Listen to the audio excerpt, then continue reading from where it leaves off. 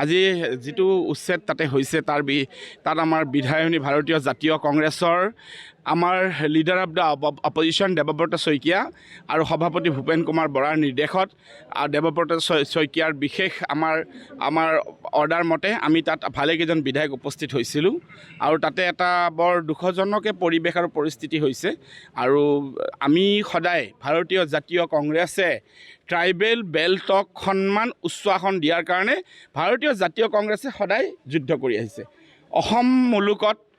অসম বিধানসভাত প্ৰথমজন মুখ্যমন্ত্ৰী প্ৰতিনিধিত্ব ভাৰতীয় জাতীয় কংগ্ৰেছৰ প্ৰতিনিধিত্ব কৰা দিনৰ পৰা আজিলৈকে যিমানকেইজন আমাৰ মুখ্যমন্ত্ৰী আছে প্ৰত্যেকজন মুখ্যমন্ত্ৰীয়ে ট্ৰাইবেল বেল্ট আৰু জনজাতিসকলৰ উচ্চমানৰ জনজাতিসকলৰ সংৰক্ষণ জনজাতিসকলৰ সকলো ক্ষেত্ৰত প্ৰটেকশ্যন তেওঁলোকৰ দাবী দুবাৰ ক্ষেত্ৰত তেওঁলোকৰ যি ন্যায্য দাবীবিলাকৰ ক্ষেত্ৰত সদায় মাত মাতি আহিছে আৰু তাতে যিটো ইভিকশ্যন হৈছে ইভিকশ্যন হোৱাৰ ক্ষেত্ৰত কিছু ৰুলছ ফ'ল' কৰিব লাগে। সুপ্ৰিম কোৰ্টৰ কিছু গাইডলাইন আছে, ভাৰতীয় সংবিধানৰ কিছু নিয়ম নীতি আছে। মানুহক অনাহকত বন্দুক বেনেটৰ আগত ৰাখি কেনে গুলিয়াই কেনে যদি ইভেকশ্যন হয় সেইটো কেতিয়াও সহ্যকৰ নহয়।